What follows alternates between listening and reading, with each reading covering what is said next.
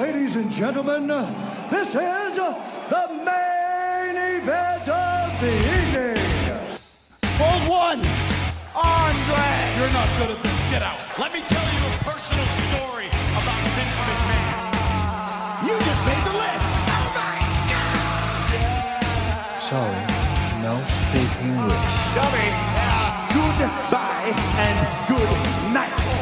Hold two, on bar. It's still real to me, damn it! Dummy. This is the worst town I've ever been in. Hold three, Lamas covered. Three-handle family Gradunzel. Mamma mia! And now, Unchained.media presents the B Plus Podcast with your host, Greg Unchained. It's me, Austin! It was me all along, Austin! Number 4, Armbar. I will never retire! I still got 200 more. I got 200 more holes to list. All right, ladies, gents, and non-binary friends, welcome to another B Plus podcast. I'm your host, Greg Unchained. Today is Monday. You know what that means. It's time for the Impact Zone. And joining me, as he does now, a permanent fixture here in the Impact Zone. I wonder what Jay's going to think when it's time for him to come back. Mr. Myster1ous, how are you, buddy? Feeling good. I'm not sure what kind of contest Jay and I will have to do over like a bit of fisticuffs, bit of a like rap. I have no idea what we're going to do. Just follow in the footsteps of Cody and do a staring competition, rock, paper, scissors, one of those. Dwayne Paper Scissors. I think I can do that. Sure. Dwayne Paper Scissors, right. That's what they called it. I forgot. Yeah. So against all odds, special episode of Impact this week with some big matches and some unsatisfying conclusions and a spectacular main event. Absolutely. The main event, or we had a match for the main event and we had the proper main event, I feel we'll be talking about later on. Yeah. Well, the disappointing ending I'm talking about is the match. And then the actual main event, of course, is the thing that closed the show. Okay, I'm glad we were, Yeah, we're on the same page, buddy. If anyone says that was not the main event, they are an idiot and they deserve to get bitch slapped. And I'm like anti-violence, so do not provoke men of peace. So we start off the show with an unsanctioned fight between LAX and the Lucha Brothers. Conan comes out and cuts a promo. We serious like a late period. We're on point like a decimal, and we are scarecrows. Outstanding in our field. I still love the scarecrow. I like the period. The on point like a decimal, that's like, but the other two are amazing. Drop the on point like a decimal and you got this. But yeah, he cuts like a quick little promo about family, and this is what he was afraid would happen, and now they're going to fight, so we're going to do this. Let's have a fight. Now, the only issue I had with this segment, it felt dumb because Josh Matthews was like, we're going to start off with an unsanctioned fight. Okay, if it's unsanctioned, you don't know about it. Yeah. And then they come out and they call out the Lucha Brothers. So it's like it wasn't planned, obviously, because it was unsanctioned, but they hadn't called them out yet, but Josh Matthews knew they were going to fight. It was just a weird situation. It was quite bizarre. And also the Lucha Brothers promo afterwards, how they're saying that, oh, we'll fight you eventually and stuff. But just before that, they already announced that they'd be fighting at Rebellion. So there was a bit of a mismatched order of things with commentary and editing. Very bizarre. It's kind of all over the place. Mm-hmm. But the Lucha Brothers sort of, security come out to break it up, and Lucha Brothers dispose of the security. They set up some tables. LAX reverse it, lay the titles over the lifeless Lucha Brothers. Mm-hmm. And yeah, then we get like a backstage bit where they're challenging them for a match. Conan's like laying down the challenge, like it has to happen. And then the announcers, they say they're going to do a Full Metal Mayhem at Rebellion. So we know that the match is happening before we've had the Lucha Brothers response. It's kind of frustrating. Yeah, so anything made of metal they can use in their match, which some people are saying like tables are made of wood, but they they've introduced them in this little segment here, so I'm sure at some point they'll include tables in the match. Well, they have metal on the tables, like the Yeah. legs. Like, just I The saw some legs people of the commenting table. about it, just like saying like it's made of wood, and like, oh, shut up. Yeah, it's a bit weird. And then we get Scarlett Bordeaux's debut match against Glenn Gilberti. What did you think of this one? I enjoyed this. I was not sure if this was going to be it was either going to be a big squash where Disco wouldn't have any momentum, or it would be a quick roll up, which started the fight. But I'm glad that it went the distance, and yeah, it was a good showing for Scarlett. Obviously, it's not the best intergender match, but for Impact, yeah, it was all right. Yeah, it was Gilberti was the heel by using his power and using like actual punches and kicks and stuff, which I think that's a fairly standard, the way to go about a first intergender. Like if you're testing intergender matches, you want to make the guy a heel and stuff. Like as you get further into it, you can have more nuance. But for a first intergender match on the program, at least in this era, I'm not sure. I'm not a TNA historian, so I don't know if they've done much intergender stuff in the past, but I'm fairly sure they haven't, and I'm fairly sure this is a new thing for their audience, and especially in the modern era. So I thought it was really well put together. I thought it was really well done. Ultimately, Scarlett, Glenn Gilberti's dominating. Scarlett has a few hope spots, but then she ends up reversing the 10 punches in the corner, which he announced like an idiot. Don't call your shots. And she reverses that into a powerbomb off the top for the win. The only thing I would have changed here is her facial after the match. She looked shocked. Like she looked like, oh, I can't believe that worked. Don't look like that. Yeah, all part of the This is plan the kind only of thing. Yeah. Yeah. The announcers should have been shocked, right? And that puts her over. But she should have been confident that she was going to win, and she did, and it was good.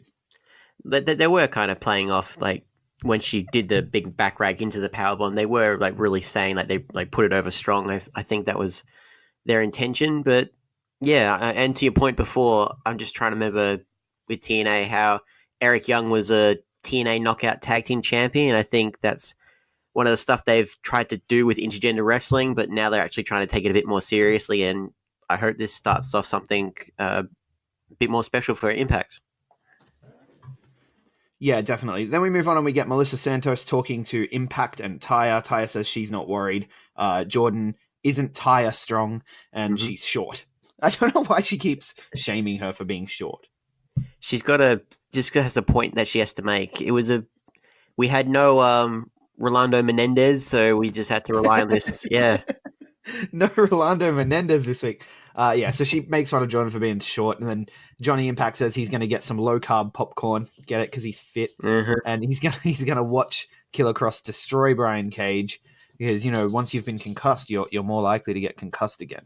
So, alluding to, what may happen there. I kind of saw what you said last week, how with his kind of acting as a heel and that promo that didn't really sit right with me afterwards. Yeah, right? So when he's being a face, he's not good at being a face, and you want to boo him. And then when he's being a heel, he's not good at being a heel, and you're just like, I don't care right now. I don't care. Anyway, so it's not good. It's not a good sign. Anyway, moving on, Alicia and Kira Hogan are backstage making fun of Glenn Gilberti for reasons. That's the part about the whole intergender thing that I didn't enjoy. If you turn it into, and I said this in the build. Yes, you did. If you turn it into that guy's a joke because he lost to a woman, that devalues the message of the woman being able to win. Yeah. And I don't appreciate that at all. Like when the fact that they use a lot of Lucha Underground stars who have done like numerous intergender wrestling matches, they need to like kind of pay homage or like draw reference from other shows, just get them a better understanding of what they need to do. Yeah. We get a flashback, which I actually enjoyed the flashback this time around. I normally don't talk about the flashbacks because they're flashbacks. But this was Beer Money Inc. Against Lethal Consequences. Jay Lethal, of course, the first man in 60 plus years to headline the Garden outside of WWE is what they're calling him now. Big and of deal. course, Consequences Creed, who has gone on to become one of the biggest stars in wrestling in the New Day. And you've got, of course, Beer Money Inc. there as well, both huge stars in their own right. So I like it when they use flashbacks to showcase stars that started there, as opposed to using the flashback to showcase Jeff Hardy. Yeah, I mean, Or Sting. if Jeff Hardy was a bit more frequent on maybe WWE, that would be a good kind of flashback to have. But I don't even think it would, because you still know that he was the Hardy Boy in WWE first. You know? Okay, no, that's valid. Yeah. Yeah. So to me, I'm not into that at all. But anyway, the flashbacks are the flashbacks, not all that important. We get a promo video for Josh Alexander. Not a whole lot to break down there. They're marketing him as strong style, which is interesting. Mm-hmm.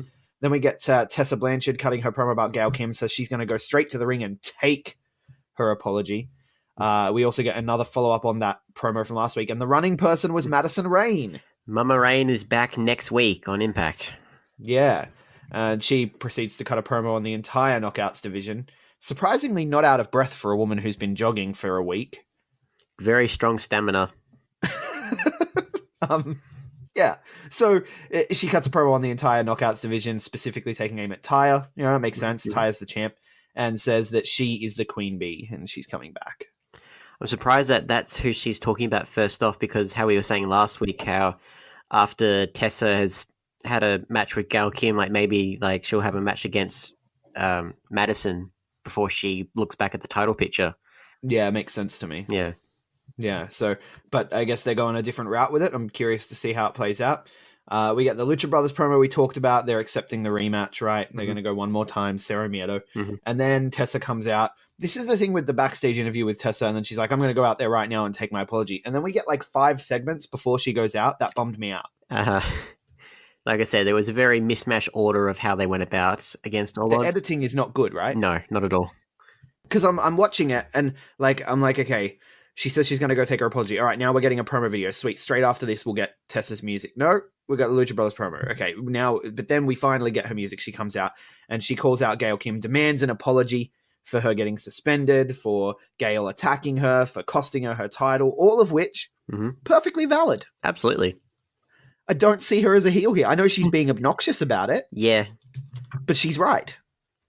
It's very bizarre how they painted her, like, because she can sound like she's whining and everything else, but no, everything she's saying is true, very true. Completely true. Completely true. And it bums me out that she's the heel somehow, because Gail Kim has acted like a complete twat. So she's set, like, she has retired. She abided by Tessa's wishes, almost. Man, we're going to have a match. No, she hasn't retired. Yeah. No, she hasn't retired. She's resigned. Resigned, apology, so she does the apology. She says she's sorry, blah, blah, blah. And then, you know, she's sorry for attacking, all that stuff. And then she's like, and I've resigned. And I resigned earlier tonight, so you can be happy. But I resigned on one condition. I'm coming back to kick your ass. And then she attacks her, right? Blindsiding her, once again, a heel. Very bizarre. And like they make it seem like sometimes Tessa is afraid of Gail, and I don't think that's the right I don't think that's the right motivation for her. Like, she can be pissed off, yes, but I don't see her as being threatened by Gail, like, to that degree. Yeah. Yeah, no, not at all. It's yeah, I'm enjoying it for what it is, but at the same time, I feel like they're taking slight missteps, but Impact on the whole is still better right now than it was a month ago. We're still rolling on. We're still rolling on. Yeah, I'm giving them that leeway. I'm like, all right, have a little bit more rope. Have a little bit more rope. Just don't hang yourself. Don't hang yourself again, because I'm not strong enough to lift you up. Then we move on from there, and OVE are brainwashing Madman Fulton. And Sammy formally introduces him as the new member of OVE, and he's like, everything. And Madman Fulton puts his spin on it, which I really enjoyed. He says, everything. Yeah, I did like that. I found it confusing how they said that he actually broke out. So they've actually had him for all this time. It wasn't part of the plan that he would interrupt against Rich Swann last week, but now he's here.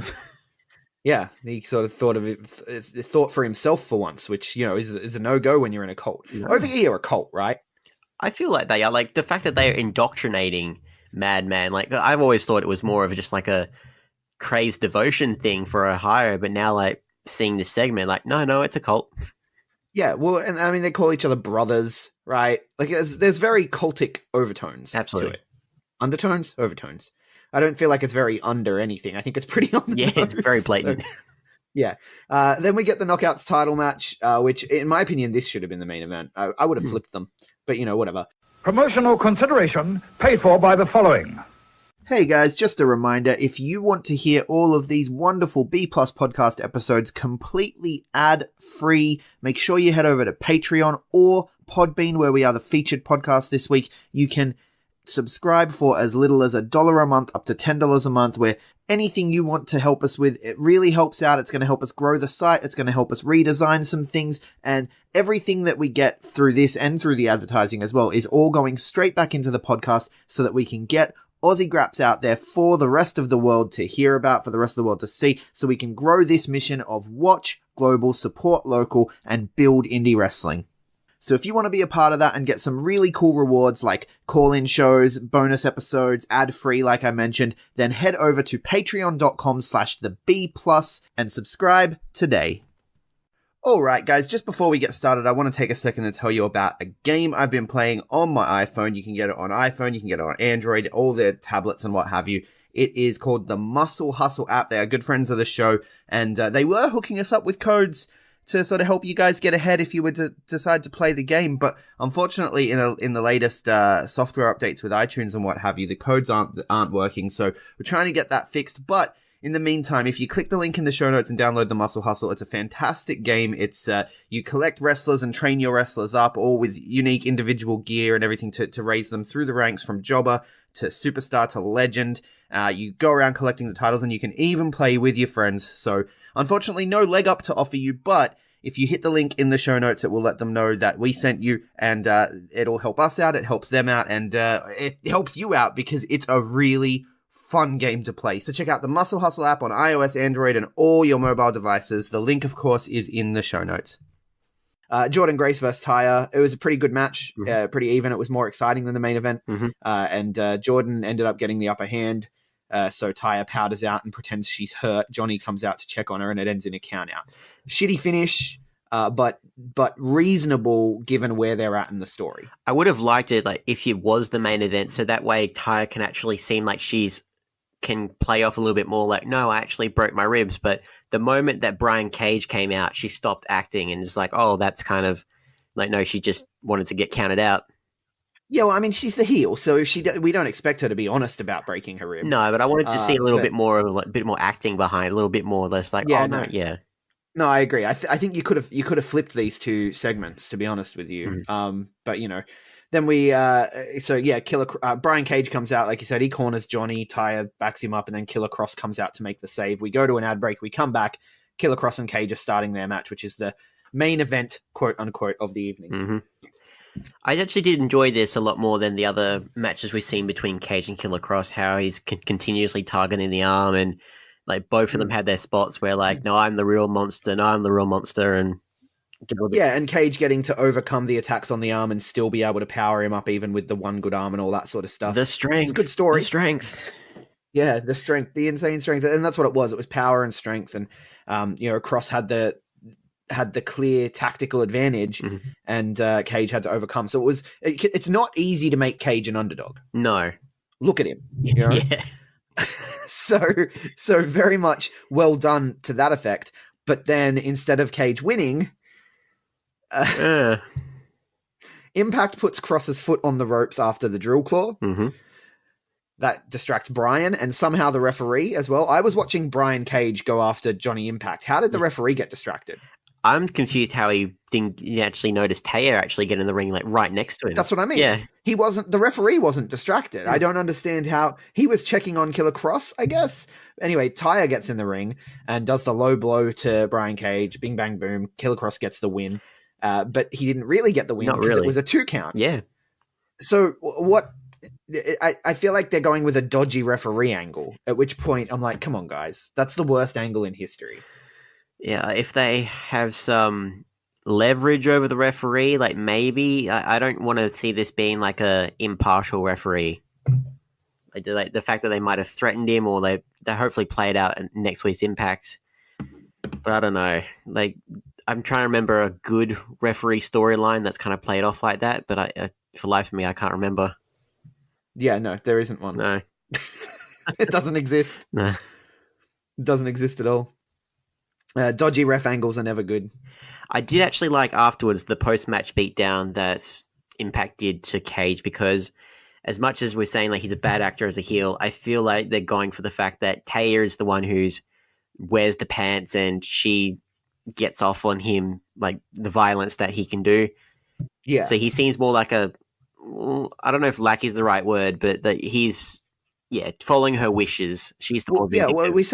we said it in their promos last week. He's the definite second fiddle to her. Like, I don't know if they're intending that, but just the auras that they have, she has that aura and he just doesn't. It might be just that he's acting just to please his wife. I'm not too sure. Like, hopefully later on they kind of evolve. It's like a reverse Edge leader relationship. Yeah. Yeah, I can see that. I like it. But then we get the real main event. Yes. The real main event. And I'm just noticing now that we've only been talking for 17 minutes. So this is going to be a quick one, guys, because there's not a whole lot to talk about, really. It's just been match. Like, finish. More segments than matches in this special event for Impact Wrestling, but yeah. Yeah, and but the main event, the real main event, Rosemary going into the underworld. She leads Ali into the undead realm. Kira follows them through the coffin, which again, it looked like a different coffin. Again, get the same coffin, guys. Continuity, it's important. And yeah, so they end up in a wrestling ring, which is interesting. There's wrestling rings in the undead realm, and James Mitchell's there, and Rosemary ends up getting surrounded by all the undead bridesmaids. Kira shows up, tosses her a sword.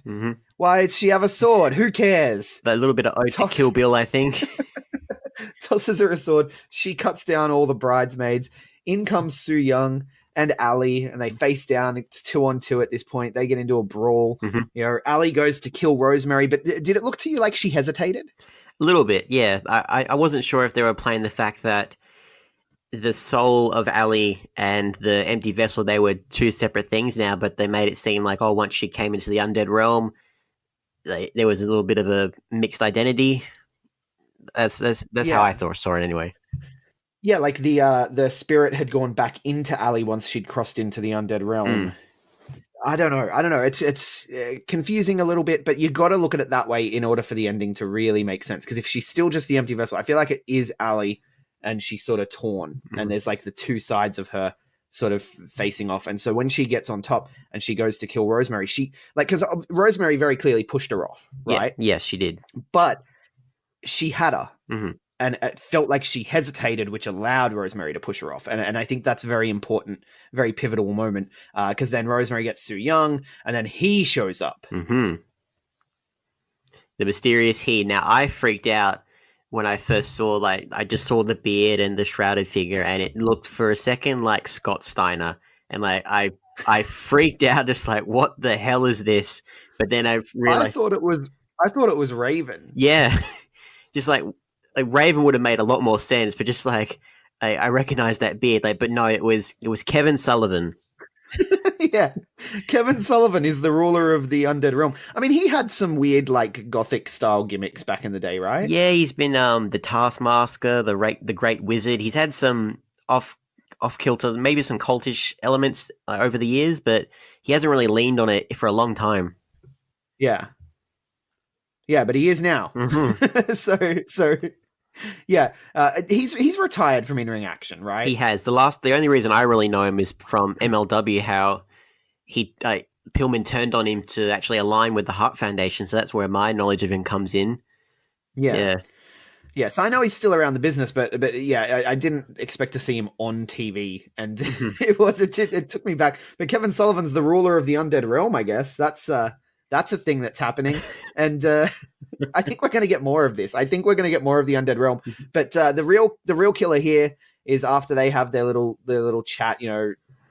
Rosemary's a serpent and she owns no one. Su Yung goes on the offensive with some claws that she has somehow, because of course, because reasons. And Rosemary gets out of the way and it stabs Ali in the throat. And there's this real emotional moment, everyone's and Ali's body disappears, and Su Young's Rosemary's covered in blood, Ali's blood, and the bunny returns. And everyone's crying. The bunny returns for this segment. Yeah. What do you mean? Oh, sorry. So like she gets stabbed, and then the veil is like the dark alley is faded away, and then we see Allie, like the bunny, back. That's what I'm trying to say. Right, yeah. But she's dead. Mm. She's dead, right? Yeah. Gone. She's dead and moved on to the ether that is All Elite Wrestling. Yeah, so what we are saying here is All Elite Wrestling is wrestling heaven. I feel like that was the only way to see it. That's the way you interpret this angle, right? Yeah. All Elite Wrestling is heaven. She's gone on to the afterlife. They are changing the world. They actually killed off Ali so she could go to All Elite Wrestling. I love it. I thought it was amazing. Like Lucha Underground kills off characters, yeah, right? They do. But no, like Lucha Underground's kind of a beast unto itself. Mm-hmm. For Impact Wrestling to start killing off characters, if people want to go back way back in the archives, one of the episodes with the regular J, Mm-hmm. and they started doing the Undead Realm stuff and the stuff with LAX, and they ran over the kid in the car. I'm like, they're going to write off a character. They're going to kill off a character when they get signed to WWE. You watch. It's going to happen, and it's going to be glorious. And I am vindicated. Uh-huh. I am vindicated. Like 6 months later, here we are. It wasn't WWE, but Ali got signed to All Elite Wrestling, and they were like, what can we do? Well, we're doing this Undead Realm. Let's kill her off. Let's kill her off. It's amazing. This makes me so happy. I'm pretty stoked about it. The fact that we know about it as well. And even if you're not aware, if you're just like a casual Impact Wrestling fan, which if you are, you're very few and far between, but it was a nice send-off for Ali as well. It was. And it was good closure to Ali's story, right? Mm-hmm. And it gives some more motivation for Rosemary, and we've got to see what else is going to happen now in this Undead Realm. I love the Undead Realm. Fuck the haters. This was the best thing about Impact this week. It's on put it on the watch list, people. Watch this segment. It'll be on YouTube. It's amazing. And I just, for those of you listening, I sent Greg a picture from Impact's Instagram account of Ali. Like, you can tell the viewers yeah. Avenge the Fallen. It'll be the display picture for this episode. Absolutely. Yes. The Avengers memes. It's amazing. All right, where can people find you, Mr. Mysterious? You guys can find me on all the socials at Mr. Myster1ous with a 1 and 7. Instagram, Twitter, Facebook, YouTube. Hit me up. We'll have a good chat about Impact. And I am at Greg Unchained on Twitter, at the Greg Unchained on Instagram. We collectively are the B Plus Wrestle on Twitter because wrestling wouldn't fit. The B Plus Wrestling everywhere else. Like, share, subscribe, 5-star review if you like what we do. And thank you so much for listening. Catch you guys. Hold one. Arm drag. You're not doing this. Get out. Let me tell you a personal story about Vince McMahon. You just made the list. Oh my God. So, no speak English. Dummy. Yeah. Goodbye and good night. Hold two. Arm bar. This is the worst town I've ever been in. It's still real to me, damn it. Dummy. Yeah. Hold three. The moss covered. Three handle family Granunzo.